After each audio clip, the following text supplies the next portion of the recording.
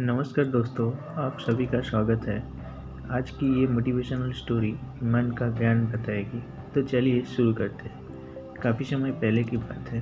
प्रतापगढ़ नाम का एक राज्य था। वहाँ का राजा बहुत अच्छा था, मगर राजा को सुख नहीं था।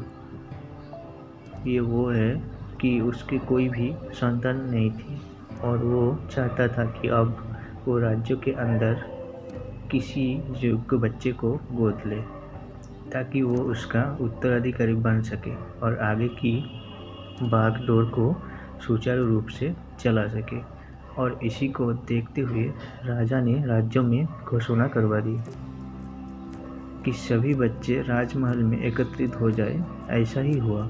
राजा ने सभी बच्चों को पौधे लगाने के लिए भिन्न भिन्न प्रकार के बीज दिए और कहा कि अब हम 6 महीने बाद मिलेंगे और देखेंगे कि किसका पौधा सबसे अच्छा होगा। महीना बीत जाने के बाद भी एक बच्चा ऐसा था जिसके गमले में वह बीज अभी तक भी नहीं फूटा था, लेकिन वो रोज़ उसकी देखभाल करता था और रोज़ पौधे को पानी देता था।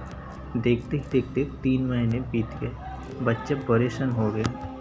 तभी उसकी माँ ने कहा कि बेटा, धैर्य रखो, कुछ बीजों का फलने में ज़्यादा वक्त लगता है। और वो पौधा को सींचता रहा। 6 महीने हो गए। राजा के पास जाने का समय आ चुका था, लेकिन वो डरा हुआ था कि सभी बच्चों के गमले में तो पौधा होंगे और उसका गमला खाली होगा। लेकिन वो बच्चा ईमानदार था और सारे बच्चे राजमहल में आ चुके थे। कुछ बच्चे जोश में भरे हुए थे क्योंकि उनके अंदर राज्य का उत्तराधिकारी बनने की प्रबल लालसा थी। अब राजा ने आदेश दिया, सभी बच्चे अपने अपने गमले दिखाने लगे, मगर एक बच्चा सहमा हुआ था कि उसका गमला खाली था। तब राजा की नज़र उस गमले पर गई। उसने पूछा, तुम्हारा गमला तो खाली है। तो उसने कहा, लेकिन मैंने इस गमले की 6 महीने तक देखभाल की है। राजा उसकी ईमानदारी से खुश था कि उसका गमला खाली है। फिर भी वो हिम्मत करके वहाँ आ तो गया। सभी बच्चों के गमले देखने के बाद राजा ने उस बच्चे को सभी के सामने बुलाया।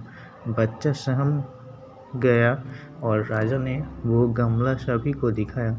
सभी बच्चे जोर से हंसने लगे। राजा ने कहा, शांत हो जाइए, इतने खुश मत होइए। सभी के पास जो पौधे हैं वो सब बंजर है। आप चाहे कितनी भी मेहनत कर ले, उनसे कुछ ही नहीं निकलेगा। लेकिन असली बीज वही था।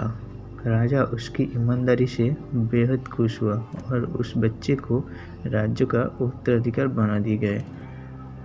लेकिन हमें इस कहानी से क्या सीखने को मिला?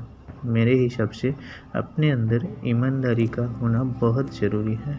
अगर हम खुद के साथ ईमानदार हैं तो जीवन में किसी न किसी पड़ाव में सफल हो ही जाएंगे, क्योंकि हमारी औकात हमें ही पता होती है। हम खुद को पागल बनाकर खुद का ही नुकसान करते हैं। दोस्तों, अगर आपको ये स्टोरी पसंद आए तो कमेंट करके हमको ज़रूर बताएं और चैनल को सब्सक्राइब करें ऐसे और मोटिवेशनल स्टोरी सुनाने के लिए। धन्यवाद दोस्तों।